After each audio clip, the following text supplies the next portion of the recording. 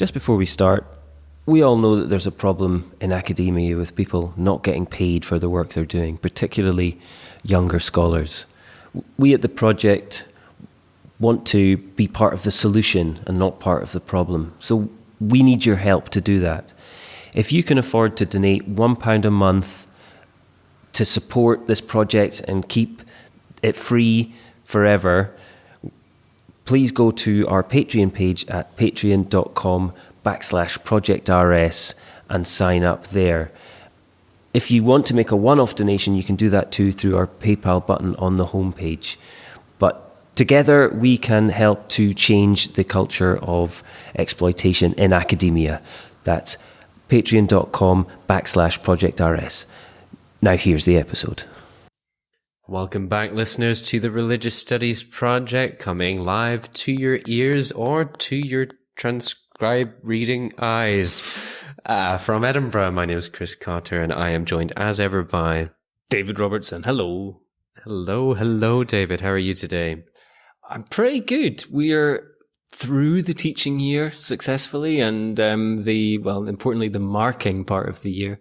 I am anyway. You may still have some. And it's getting sunny outside. It feels good. Yeah, it does. Somewhere where it's always sunny is in New Zealand. Well, I think they do get a little bit of rain there as well. But Tom White's been speaking with Joseph Bulbulia on, I don't have the title, is it Religion and Justice? Situating Religion within Justice. Good. Yeah. Take it away. Kia ora, and once again, a warm welcome from the Otago University Recording Studios, down here in New Zealand's South Island. Today I am joined by Professor Joseph Bulbulia, who yesterday evening delivered his Albert Moore Memorial Lecture, part of a series of lectures running this year to celebrate 50 years of religious studies at Otago University. Professor Joseph Bulbulia is the Maclaurin Goodfellow Chair of Religious Studies at Auckland University, and has been a prominent figure in the study of religion in New Zealand for the last 17 years. Joe received his PhD from Princeton and is widely regarded as one of the pioneers of the contemporary evolutionary study of religion, and what has seems to me at least a vertiginous list of journal publications under his belt. He is also a co-editor for the journal Religion, Brain and Behaviour. A lot of Joe's research grapples with what we might call big data, and often involves assembling teams that are interdisciplinary in nature, and typically involve members who are highly skilled in quantitative methods and computer modelling. Joe's research has included work on the New Zealand Attitudes and Values Study, which is a 20-year longitudinal study tracking over 15,000 New Zealanders each year, as well as the Pelota Project, which works from a purpose-built database of 116 Pacific cultures designed to investigate the evolutionary dynamics of religion. Joe is also a damn good long-distance runner. Joe, thank you for agreeing to this interview and welcome to the Religious Studies Project. Thanks, Tom, and thanks for the generous introduction. Not at all. Overly generous, especially when it comes to the running. I've seen your times. They're terrifying. Now, Joe, the title of your Moore Memorial Lecture last night was Religious Studies in New Zealand, the Last 20 Years. Or I should say, the last 20 years, because it's got a question mark at the end, hasn't it? Which reflected on the trajectory and prospects of religious studies in New Zealand.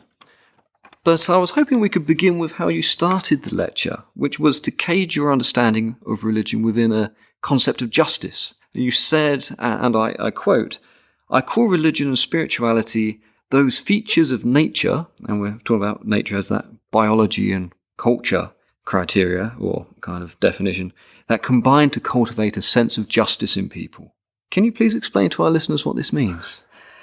Well, every inquiry begins with a starting point, obviously. And I start with this question of how it is that we come to think about the debts we have to others, the obligations and duties we have to the people around us, friends, family, community members, colleagues, country, world, environment. And as well as the conceptions of what is owed to us as an individual, as a citizen, as a parent, as a son, a husband or wife, a colleague. And I want to understand how it is that we have these capacities. Nearly all of us have some sense of what we ought to do and what we are owed. And when we look to the history of humans at any scale, we see that there are institutions, beliefs, practices, texts, stories, habits, which combine in ways we still don't really understand to cultivate these sensibilities. And this marks human beings from other species. It is a unique, at least at the level to which we express it, unique capacity in people. Also, when we look to history, we see that in the midst of these conceptions, or at the foundation of these conceptions, are beliefs about what we owe the gods, or a god, or the ancestors, or our traditions, and what we ought to do in light of those obligations. And of course, also what the gods owe us or give to us. That's part of every culture, or nearly every culture, and it sits side by side with a whole lot else to cultivate a sense of obligation and respect. And I put those together into a larger concept I call justice. In the past, there was a more sophisticated language involving virtue, and which would decompose justice into elements. We've lost many of those elements of that older language. But I think most people can understand that justice sensibility. And I think what happens if we don't start at that point? Well, we can't even make sense of our commitments to the various projects and people and institutions that occupy so much of our efforts in life. So I begin there, and I think there are various advantages to beginning there, which I imagine we'll talk about in the course of this interview. Okay, great. So the idea here is that we need to embed our understanding of religion and religious practices within a foundation of this kind of broader ethical environment that we all need to understand our cultural practices within. That's right. Why is religion and spirituality interesting? And in my thinking, why is it just not optional as a topic to study? Why might it be among the very most important topics that we should be investigating? Why are so many people around the world becoming interested in supporting research into this? Well, it's because there is an emerging recognition that the elements of belief and ritual, which to religious and ritual practicing people might seem strange. Practices like piercing yourself at a ceremony venerating a god you don't believe in, that might look very strange, or a set of institutions that look to be completely inefficient and non-productive, churches and temples and mosques, they look to be marginal. And outside of those traditional institutions, sports and music and perhaps entertainment or the Barbie, these kind of informal practices, the Dawn celebration in New Zealand, where we recognize and reflect on an appalling defeat in which a generation of young men were lost. That doesn't make any kind of sense unless we begin to see these practices as part of those elements which have combined to give us the kind of sensibilities that we have regarding our responsibilities and obligations to others. And once we begin to understand how those things come together, they don't always come together in ways that are moral or ethical. So I might have a conception of justice or obligation or right that is morally vicious, that supports slavery or supports genocide.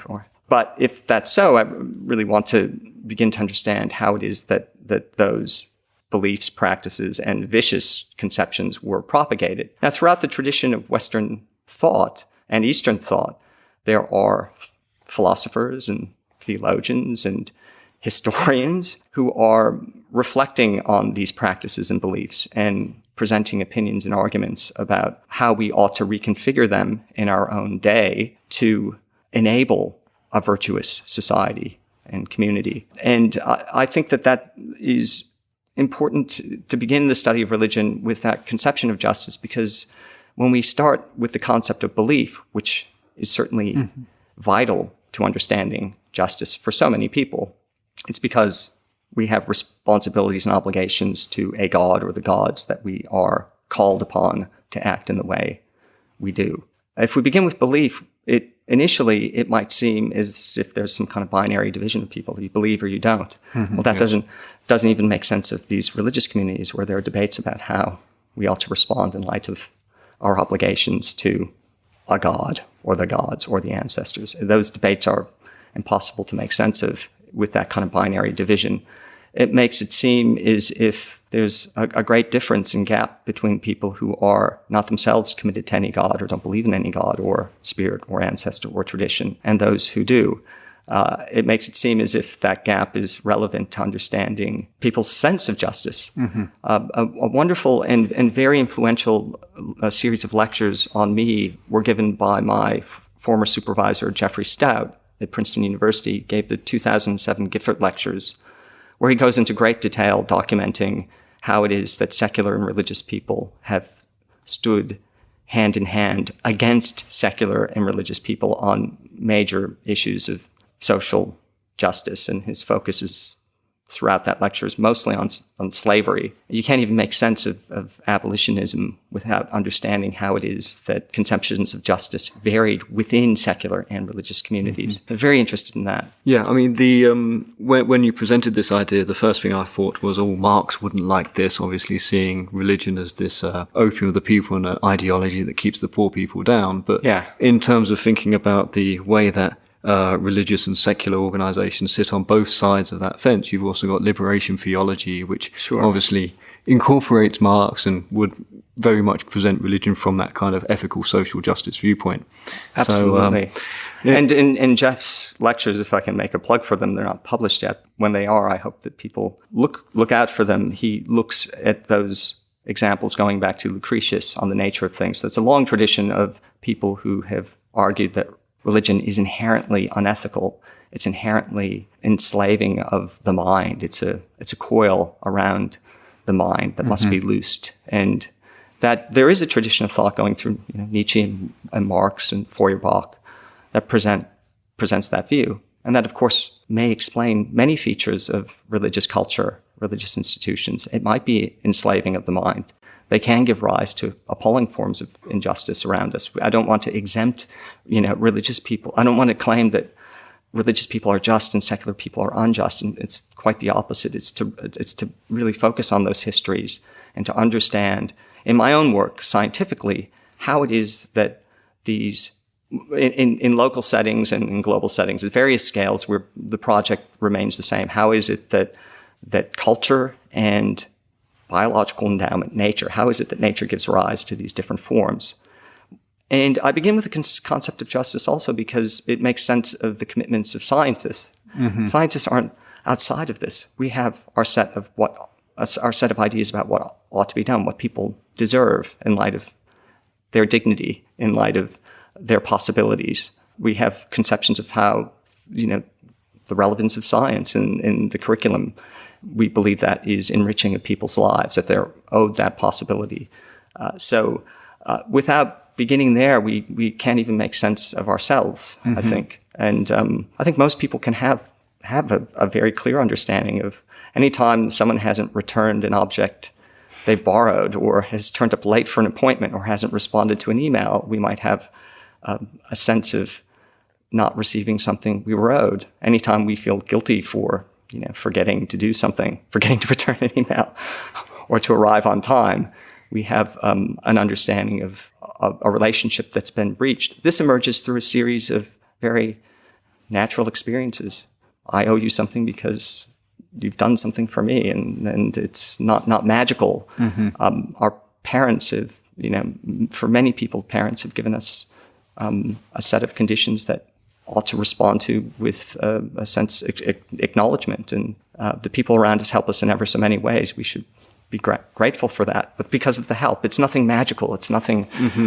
And what are the differences within religious communities and between religious communities? Well, you have different conceptions of how the world is. I have an obligation to my ancestors, and I imagine them as still present with me. Maybe they are still present. I don't know. We don't make those assumptions in the work I do. But nor do we merely discount them as superstition. We want to just see how it works in the first instance. Okay, great. I think we've covered some of the ground that was going to relate to my next question, but we've talked about how perhaps with religious studies we need to move from kind of a framing context of belief to a framing context of justice. But maybe we could also talk about a little bit of the evolutionary study of religion, to which you are a pioneer or a founder. Well, that's nice. On the role of religious studies, I think it has been a place where many disciplines have come together and organized their methods and capacities to explain features of how religions work, what they do for people, and ranging from ethnography, highly local, interview-based, qualitative research, to what we're beginning to see now, very broad-scale historical database projects that are looking at the level of like societies, can't even begin to think about the people in them. And religious studies is interesting because it's been interdisciplinary before that was fashionable or before people understood why that was interesting. It's a nice model for work that can be done. The capacity for work of teams that are united by a set of questions and have a different set of skills and capacities within the team to address a specific question. You need to know what your question is first, and then you assemble the team and you address it. And for most of the history of the discipline of religious studies, those teams have been composed of humanities folk and sociologists and some psychologists. And we're beginning to see a shift into the natural sciences, the biological sciences, neuroscience, very large environmental, ecological databases combining with these sort of interests to address questions of how religious cultures have affected human history. But religious studies has been a place where that many disciplines have come together, and I see that happening in the future. Whether we called it religious studies or something else is less interesting to me. The reason to keep the word religion and the reason to include the word spirituality is because it acknowledges the role of beliefs and rituals respecting gods. And that seems to be a part of the human condition. It's part of New Zealand society, and I think it's needs to be included in the conversation. Then, sort of thinking about evolution and the role of evolutionary biology within that interdisciplinary framework. Evolution, the life sciences from the time of Darwin and then after with the great integration of population genetics and evolutionary dynamics and later the work on of broad scale kind of ecological studies, we see a unifying framework in which to place the work of people who are doing very different things, from describing the flora of a particular island environment, descriptivists, with population geneticists who are trying to work out the small-scale phenomena that give rise, the mechanisms and processes that kind of give rise to the diversity of life across regions, to increasingly neuroscientists and chemists. We have biophysics now who are involved in this mix, looking at the emergence of life from physics. All the great achievements in the biological sciences have taken place because there is a kind of unifying framework in which to place the different work. That framework is beginning to be adopted within the human sciences and within the study of humans. And the great challenge ahead is to integrate the work of historians and cultural scholars, anthropologists, into a framework that sees their work as contributing to a gradual cumulative understanding of how people are. So we've seen a gradual cumulative understanding of how cells work, for example, through the efforts of many people working over many decades, and will be working over many centuries and probably still not get very far, but get somewhere. That hasn't happened in the study of humans. We have some of the brightest people I know are in the humanities, the master of many languages, understand a breadth of literature that takes decades, takes a lifetime to master, have these skills and contribute understanding, and then it's lost. It just is sitting there in some book. It hasn't figured in part of a kind of larger organizing framework of inference about how it is that people are. And so that's the kind of great challenge of getting these people in, linking them with the kind of the scientists who are able to do inference but don't know anything about people, and to achieve some cumulative, or some, I guess, framework for cumulative incremental improvement of understanding about people. That's the challenge that's ahead of us over the next several decades, and I'm very optimistic that those problems will be tackled. It's just the rate at which the achievements occur. I've been impressed by how fast things have changed. So you described me as a pioneer. I think in graduate school I was a fairly average student and considered a bit weird and flaky. I was lucky to get a job here, and when I got here, I was lucky to have colleagues who were tolerant of me just pursuing questions after my own fashion, but a bit ahead of others. And so that put me at an advantage when it came to broader global interest in religion, in linking science with the study of religion. I just happened to be kind of doing that early because of the freedoms afforded to me in graduate school, and then when I got to New Zealand. Tying in with the use of scientific methods to study religion, and of course this other idea of religion being situated within a narrative of justice, or understanding the role of religion within narratives of justice, it very much reminded me of, well, some of the studies that you mentioned in your lecture last night, exploring religion and altruism, or religion and empathy. Could you tell us a little bit about the work that you've done on those themes? I've used these words like altruism, and sometimes the word pro-sociality is used. Some empathy is a word that comes up, and we're thinking about how people are bound together. But it's very important to remember that some of the tightest bonds that people experience are when they're combating others.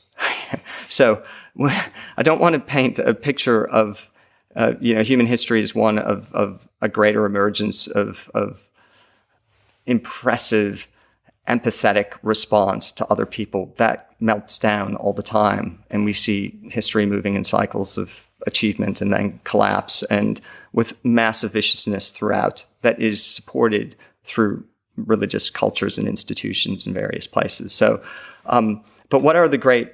Why are we interested in? Why are humans interesting from a kind of scientific point of view? Even abstracting from maybe an interest in justice, you might be interested in how it is that people work. What are the programming languages of kind of culture?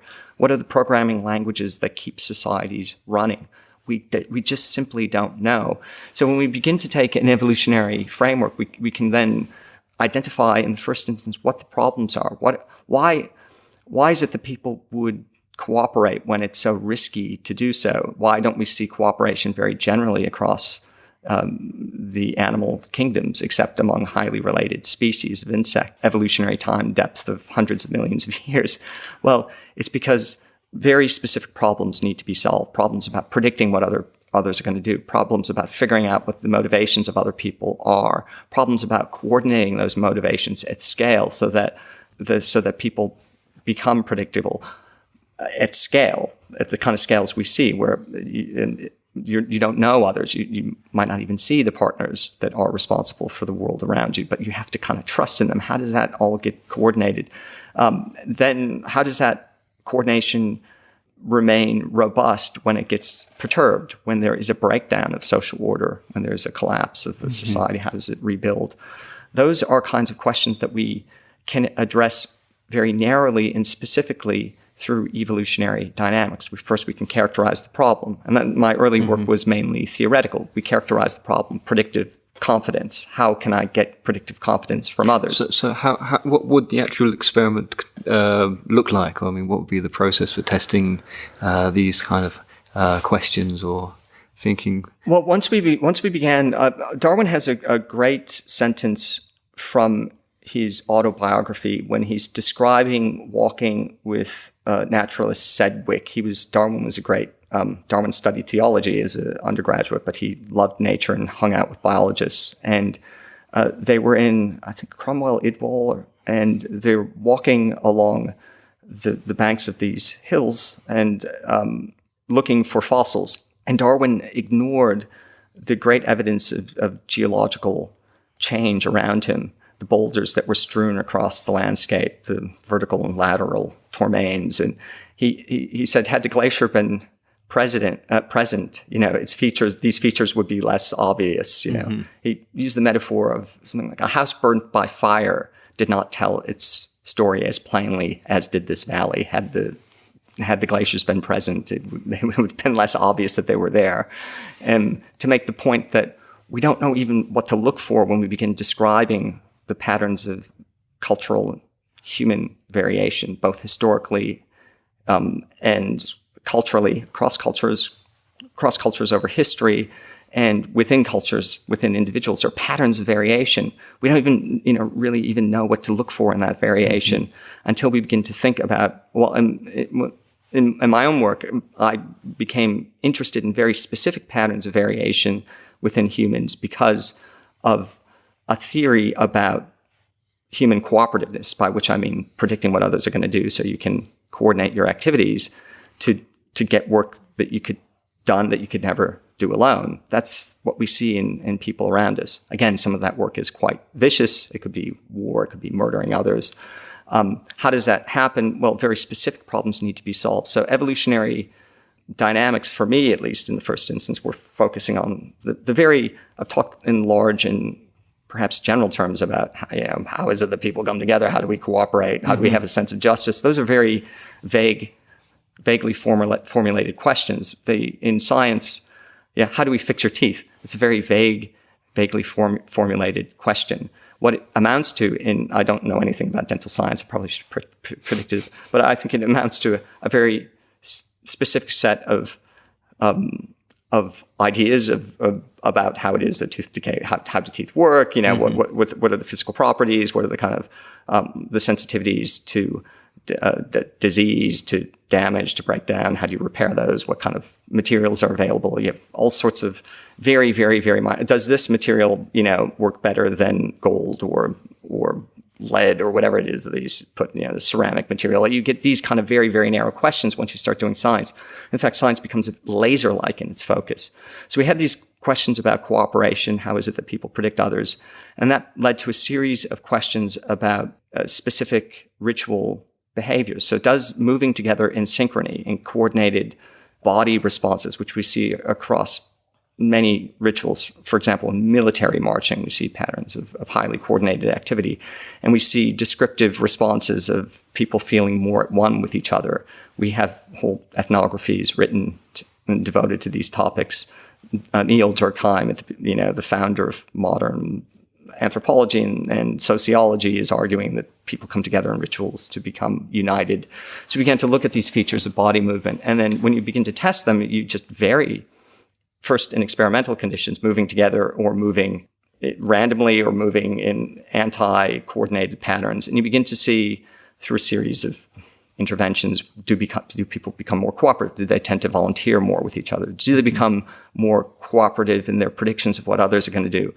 And through a series of efforts, again, led by my PhD students, and we began to try to break those features down, and we could see, synchronous movement in combination with goal structures. And in natural human ecologies in New Zealand, we were looking at kind of religious groups.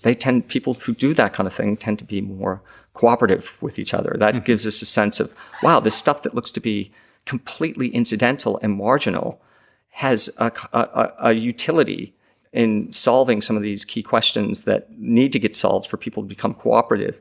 Well, why is that important? Well, because what's the first budget to get cut when a budget comes under pressure? It's like the budget for those things that look marginal. Yeah. You cut the mid-morning, the morning run, or the tea, or the kind of community making efforts because they look to be fringe. We still have to meet our targets. What's the consequence of that? Can you begin to see the gradual erosion of a kind of social order when you begin to perturb these things that look to be completely incidental and marginal? So that was some of the work we were doing at the level of individuals. And other work, again, I mentioned both the New Zealand Attitudes and Value Study and the Pelota Database. I'll talk about maybe the value study later, but in Pelota, in a Royal Society of New Zealand supported project, and also the Templeton Foundation, the Pelota Database was created, led by Russell Gray and Joseph Watts and Oliver Sheehan, who were all at Auckland at that time. And it was a purpose-built database of Pacific religious diversity to try to develop a capacity for testing questions about how the cultural variation of the Pacific, which emerged very recently over 6,000 years, came together to are the patterns of variation across the Pacific consistent with specific models of what religion is doing for people. Yeah. So that's what we did. But you also mentioned the New Zealand attitudes and values study. So it seems that you've kind of got this double prong. We've got the kind of the laboratory kind of analysis of kind of how synchronized movements can feed into greater levels of altruism or cooperation between groups. But we're also doing like big data work. You told about the Pelota, but the New Zealand Attitudes and Values Survey. I'm very interested to hear about kind of the problems of big data research, or kind of, what new lights is that shedding on the study of religion when we use these big data sets? So this was a project that was started by my collaborator, Chris Sibley, in 2009. And it's a project that was not created to study religion and is not primarily about religion. It's it's a general, broad social, psychological, and health survey of New Zealanders that is given to the same New Zealanders each year over time. And that's, Chris started it to better understand how it is that changes in attitudes and values and stability in those patterns affect employment, health, community, growth, prejudice, those kinds of standard social psychological issues. And I do some work in that study related to religion. How do beliefs and how do practices affect people over time? And it is a very, we say big data, but each one of the individuals there is a human being who's donating some time to kind of tell us about themselves each year. And when I think about this subject, I just think about the amazing number of individual human beings that are summing to kind of tell us about themselves. And through that capacity, we are able to understand how, for example, natural disasters affect people, and how do people become resilient after them? What are the factors that drive that?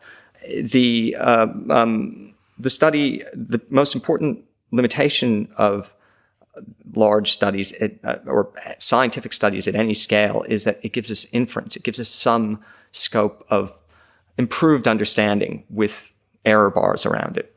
This might be happening. It might not be happening. We're trying to kind of shrink the error bars and improve our ideas about these parameters or these questions that we'll never really get at. So science does something. I think it's a really important thing to know about it. It gives us something. We get even big data. We get lots of information about people. We're understanding history now like it's never been understood before by tracking it, by recording it, right? At the level of individuals, that couldn't happen before very recently. We're giving them the questions, and still we're having a hard time figuring out how it is that, so for example, why is it that the country is becoming more nationalistic? Why is it at the same time becoming more committed to equality for women? These kinds of questions require explanation, but we don't get that from the data. We still have to use our minds. We still have to think with theories. We still need to talk to people, and it's highly limited. For all the money and effort and time, we get some improved understanding, but not a lot. But it's better than nothing. So I think cumulative understanding in science is worthwhile. It's a frustrating and slow process. In longitudinal data, the changes that take place in your life can change. And this is really decade-long stuff. It takes a while. You have a kid. The kid grows up. You get married. You get divorced. Those sorts of things happen to people over a very long time. And you need a lot of people to really get an understanding of how that works. So I feel like although we've been going on 9 years now, that project really, the big benefits of that project will be maybe a decade away. Okay, so we've talked about the more kind of laboratory psychology of religion and the way that ritual can inculcate cooperation. We've thought about religion within a narrative of justice, and we've spoken briefly about kind of the big data, kind of large quantitative analysis that can kind of feed a more society-wide understanding of religious trends in New Zealand.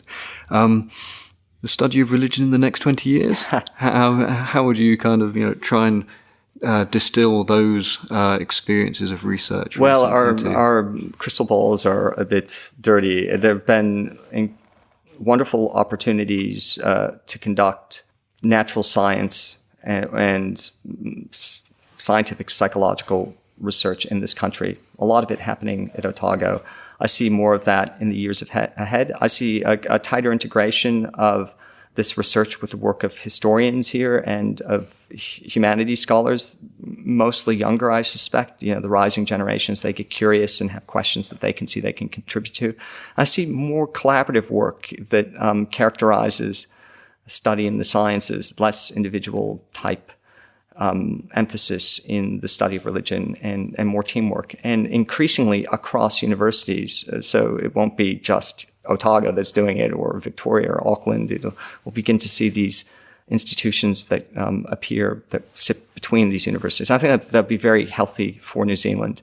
And hopefully also with this, some more applied work of the kind you're doing. We need to get the messages out. We need to clarify what that message is, and we need to inform people about questions they might find interesting, like how is it that you get resilient after an earthquake? That's maybe something that people would want to know. How do you overcome? What are the strategies and affordances of community for overcoming personal disasters and tragedies, losses, and so forth? Those are questions people have. How do you have a good life? That's what we want to begin to understand and then convey. And perhaps a very good question to finish on as Yes. well. Thank you very much for your time, Thanks, Professor Tom. Bulbulia. It's been lovely to be here. Thanks. Thank you. Thanks so much to Thomas there. Yep, quickly becoming a stalwart interviewer. We're doing well over there, actually. Brianne Fallon doing a great job in Australia as well. We occasionally hear from Jack Sonis when he steps out of the sauna. Yeah. And pops his head over the parapet. Just to flag up next week before we get on to another bit of chat, I've got another returning interviewer, another prolific interviewer, Dan Gorman. He's been speaking to Jason Josephson Storm, who we had on the podcast a couple of years ago talking about the invention of religion in Japan. Mm-hmm. And he's been talking about a new project here. The interview is called From Static Categories to a River of Theories, the Myth of Disenchantment and Framing Religious Studies. Yeah, I'm looking forward to this one. That's it's either just come out or just about to come out, a book called The Myth of Disenchantment. And it's, that kind of idea crosses a lot of the stuff that I do and some of my colleagues at the Open University, actually. So, yeah. Yeah, I'll come back for that next week, and do check out the previous interview. I think it was Brad Stoddard spoke with Joseph Storm about the invention of religion in Japan. A couple of things to flag up. I had a really awful mention at the start of this interview about transcriptions. You'll know that maybe for at least the past year, we've been producing transcripts of all our new podcasts. We've also been trying to work through the archive. So we've had a transcription produced of one of our sort of top downloaded original batch of interviews, George Chryslides on the Insider and Outsider Problem in the Study of Religion. So if you check out that page now, you should see a wonderful transcript there, which will help your digestion of it. And we do intend to keep that sort of stuff going in the future. Yeah, and thanks to everybody who's signed up for Patreon, because essentially you're paying for that. So, thanks from us and from everybody else. Yeah. And that leads on to the other bit of news. David and I have just signed off, hopefully, apart from maybe some copy edits, on a chapter that we've got in a book edited by Christian Peterson and Chris Cantwell on digital humanities and the study of religion. So actually we are talking about the RSP. About podcasting and religious studies. It's turned out quite interesting. I think it's certainly the fullest account of the history, and particularly the last few years when, beyond getting a podcast out every week, Chris and I's role's been much more in terms of developing infrastructure, which hopefully, you guys don't really see at all, but it's essential to the way that that this international team works. Exactly. So yeah. So hopefully you'll be able to check that out, and you can hear about, what is podcasting, but why we decided to podcast, how we do it, just in terms of the technology of actually making a podcast and all that infrastructure behind it. And then some speculation as to the future of the medium, and also some of the various critiques and challenges that we've experienced along the way. Another chapter in that volume was Brent Plate, who we've had on the podcast before, talking about massive open online courses. And he makes a very valid point in there about how these are perceived as, free. They're free resources that are just out there for anyone to use. But that whole discourse masks the huge capital investment in terms of money and time that goes into their creation. Mm-hmm. And although a humble podcast like the RSP is not quite the same, again, there's this myth in a sense, podcasts are free, right? But again, there's a lot that goes in behind the scenes. And I mean, you're probably, with everybody who's involved, every podcast is probably 100 hours of labor, something like that. I mean, you're talking a few hours even just for the transcription, a couple of hours for the interview itself and the organization of it, the editing, the response, the writing the response, the contacting all those. I mean, it adds up. Maintaining the website. Maintaining the website, all of this stuff is plus all the hours that have gone into being able to get to this point in terms of a system that makes it easier to do. And then let's not neglect the actual, the interviewee has put all those of course, hours yes, into their research. Absolutely. So yeah, it's just worth bearing in mind. Mm-hmm. Nothing is ever free in this world, is it? No, the sharing economy that we're moving into, it's nice to give, to contribute whatever you can, if you can. Indeed.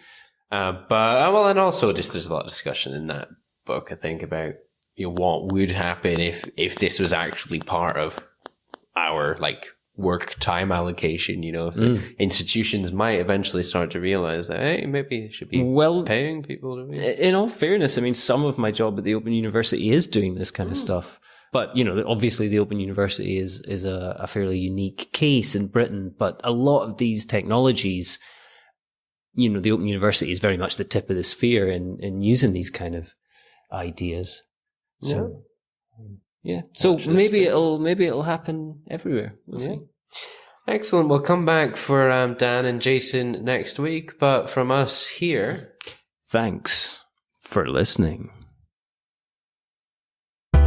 The Religious Studies Project is sponsored by the British Association for the Study of Religions, the North American Association for the Study of Religion, and the International Association for the History of Religions. The RSP is produced by the Religious Studies Project Association, SCIO, a Scottish charitable incorporated organisation, charity number SCO 47750. Brought to you by founders and editors-in-chief Chris Cotter and David Robertson, and our managing editor Thomas J. Coleman III. Our features are edited by Jonathan Tuckett, and our Opportunities Digest by Ella Bock. Podcast transcription by Helen Bradstock, with audio editing by Gregory Schneider and Samuel Ward. Social media managed by Ray Radford, and sales and marketing by Sammy Bishop. Don't forget you can support the project by using our amazon.com.co.uk and .ca links, or donating at patreon.com/projectrs. And you can find us on Facebook, Twitter, Google+, YouTube, iTunes and other portals.